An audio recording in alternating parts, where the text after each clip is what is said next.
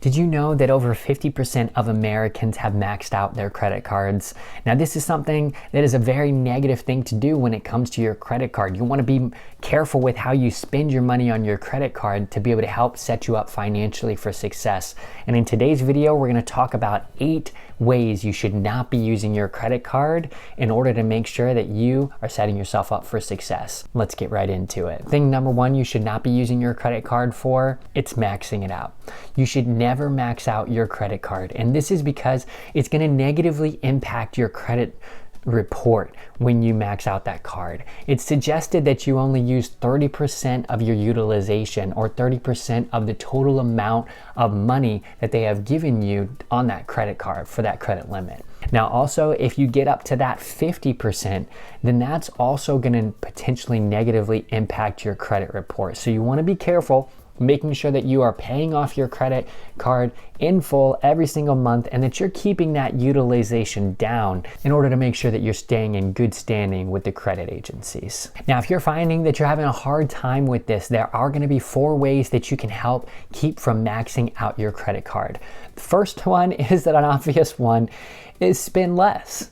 Just spend less and cut back on those expenses. Create a budget. That can help. Thing number 2 you can do in order to make sure that you are not overspending on your credit card. If you absolutely need a credit limit increase, ask your credit company. They may actually give you a credit increase. Thing number 3 you can do is open up a new account. If you absolutely need a new credit card account, then go open up a new one. Number 4 is pay the card before the statement balance. You can look into your particular card. Oftentimes the statement balances are either at the middle or the end of the month, and as long as you pay off before then it's not going to be reported that you had used 50% or however much it was of your credit. Thing number 2 you should never do with your credit card is never allow a charge off. What is a charge off? When you have gone 180 days of missed payments. That means that you've spent 180 days past the time when you were supposed to pay at least the minimum payment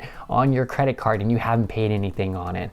This could happen for a multitude of different reasons. It could even happen because you forgot that the card was there and maybe it had a balance on it of, who knows, it could be anything, and you just weren't getting any of the notifications saying that that balance was there, and then all of a sudden you're in this situation where you've gotten a charge off. Now you can go ahead and talk to them if something like this were to happen, but in general you want to make sure that you are paying your credit cards off every single month so that you're never in a position where a charge off would happen. Number 3, never use a credit card for a cash advance. This is something that they're oftentimes going to charge you fees in order to receive that cash advance. For your particular credit card, you can look into it and see what the fees are.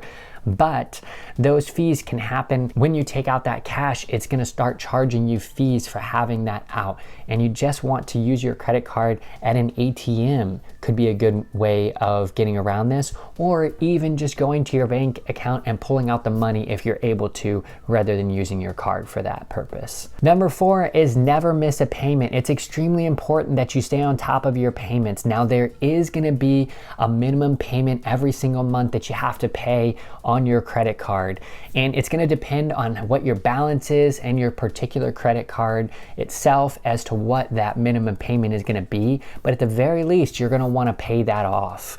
Now, in general, I absolutely suggest that you do not have any sort of running balance on your credit card. And if you find yourself in a position where you do have a running balance on your credit card, then I would suggest that you set up a budget so that you're able to prepare yourself better financially and be able to get out from the weight of that credit card balance. Tip number 5 is never add an authorized user that you do not fully trust. Now, this is an obvious one. However, the thing with an authorized user is if you were to add them to an account, for sake of example, as we had mentioned before, the account that has a $2,000 balance, you add them to this account and they decide to go a little spending crazy and they go out and spend as much as they can. They spend all the way up to the $2,000 credit limit, and then they go AWOL on you. Maybe it was a friend of yours and now they're not a friend of yours, and now you have no way of getting that money back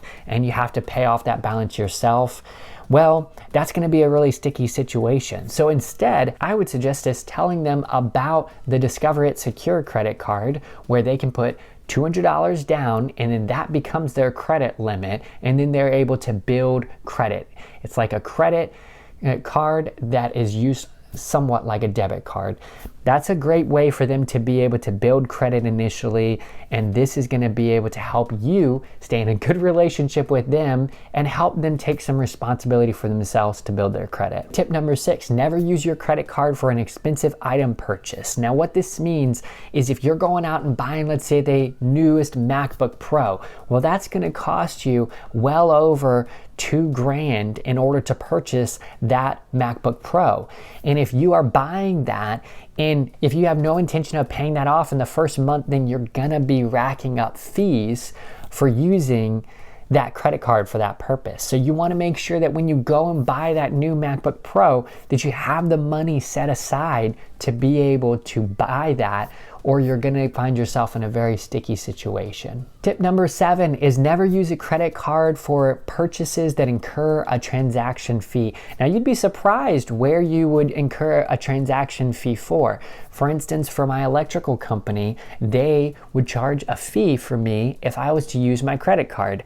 As well as back when I was renting, they would do the same. So I had to juggle the difference between how much cashback money I would receive if I used my credit card, how much money that would give me, and how much of a fee they were charging.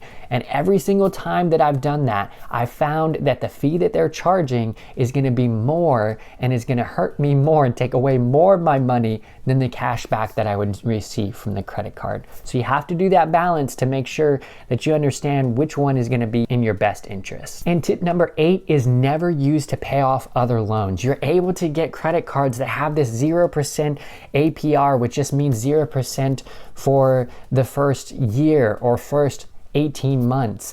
And this is a great thing for those who are in a very dire situation.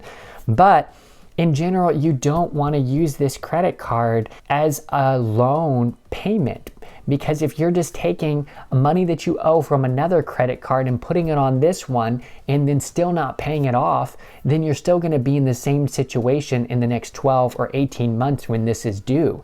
And you're just going to be enabling yourself to be irresponsible with your finances. So you need to set up a plan, make sure that you have a budget set up, and make sure that you're paying that card off. If you have no other choice than to do this, then do it. But then make sure you have a plan of how you're going to pay that credit card off before the 12 to 18 months so that you're not in the same position in a year or a year and a half. Thank you so much for watching this video. This has been Zach, helping you with your finances. Have a great day.